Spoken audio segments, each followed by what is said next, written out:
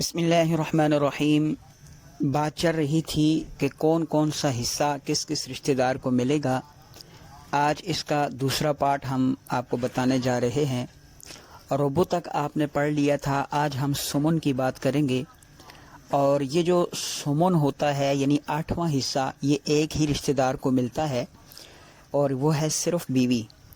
بیوی کو 8واں حصہ تب ملتا ہے جب اس کا خاوند فوت ہو جائے اور اولاد موجود ہو، جیسا کہ قرآن مجید میں اللہ تعالیٰ فرماتے ہیں فَإِن كَانَ لَكُمْ وَلَدٌ فَلَهُنَّ الثُّمُنُ مِمَّا تَرَكْتُمْ،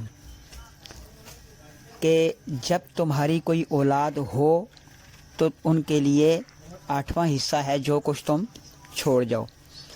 تو سمن 8واں حصہ جو ہے بیوی کو اس صورت میں ملتا ہے جب اس کی اولاد موجود ہو اور خاوند فوت ہو جائے۔ اس کے بعد ہے ثلث یعنی تیسرا حصہ، یہ کل 2 رشتہ داروں کو ملتا ہے۔ نمبر 1 ماں شریک بھائی کو ملتا ہے اور نمبر 2 ماں شریک بہن کو ملتا ہے۔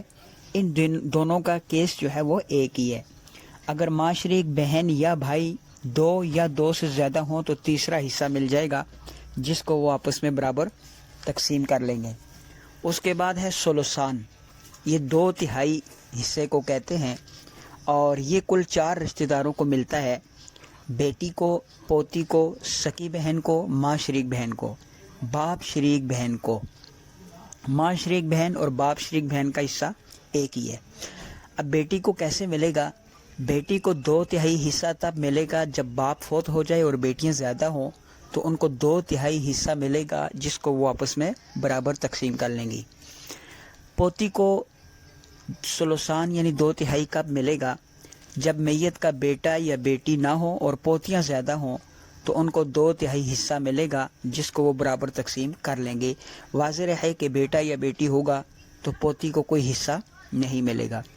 سکی بہن کو کب ملے گا؟ جب میت کے اصول مذکر یعنی باپ دادا بھی نہ ہوں اور اولاد بھی نہ ہو اور سکی بہنیں زیادہ ہوں تو ان کو 2/3 حصہ ملے گا جس کو وہ آپس میں برابر تقسیم کر لیں گی۔ باپ شریک بہن، اگر میت کے باپ دادا بیٹا پوتا حقیقی بھائی اور بہن نہ ہوں تو تب باپ شریک بہنیں زیادہ ہوں تو ان کو 2/3 حصہ ملے گا جس کو وہ برابر تقسیم کر لیں گی، جیسا کہ ان سب کے لیے آتا ہے فَإِن كُنَّ نِسَاءً فَوْقَ اثْنَتَيْنِ فَلَهُنَّ ثُلُثَا مَا تَرَكَ۔ اب آتے ہیں چھٹے حصے کی طرف۔ چھٹا حصہ کس کو ملتا ہے؟ تو یہ کل 8 رشتہ داروں کو ملتا ہے۔ باپ، دادا، ماں شریک بھائی، ماں شریک بہن، پوتی، باپ شریک بہن، ماں، دادی اور نانی۔ باپ کو یہ حصہ کب ملتا ہے؟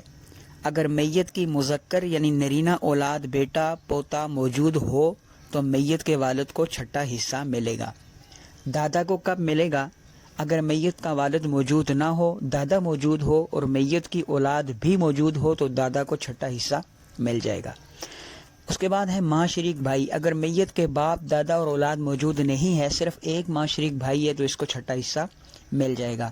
اسی طرح ماں شریک بہن ہے۔ ماں شریک بہن اور ماں شریک بھائی کا کیس ایک ہی ہے۔ پوتی، اگر میت کا بیٹا یا پوتا نہ ہو، صرف ایک بیٹی ہو اور پوتیاں ایک سے زیادہ ہوں تو ان کو چھٹا حصہ مل جائے گا۔ باپ شریک بہن، اگر میت کا باپ دادا بیٹا پوتا حقیقی بھائی یا حقیقی بہن نہ ہو، صرف ایک سکی بہن ہو تو باپ شریک بہن کو چھٹا حصہ مل جائے گا۔ ماں، اگر میت کی اولاد ایک سے زیادہ موجود ہے یا اس سے زیادہ بھائی بہن موجود ہیں تو ماں کو چھٹا حصہ مل جائے گا۔ ماں کو کبھی ثلث بھی ملتا ہے جب فَإِن لَمْ يَكُن لَهُ وَلَدٌ وَوَرِثَهُ أَبَوَاهُ فَلِأُمِّهِ الثُّلُثُ۔ دادی اور نانی، ان کو کب سدس حصہ ملے گا؟ اگر میت کی ماں موجود نہ ہو، دادی یا نانی موجود ہو تو دادی یا نانی کو چھٹا حصہ مل جائے گا، جیسا کہ ان سب کے لیے وَلِأَبَوَيْهِ لِكُلِّ وَاحِدٍ مِّنْهُمَا السُّدُسُ مِمَّا تَرَكَ۔ یہ وہ فہرست تھی 2 پارٹس کے اندر کہ جس میں ہم نے حصے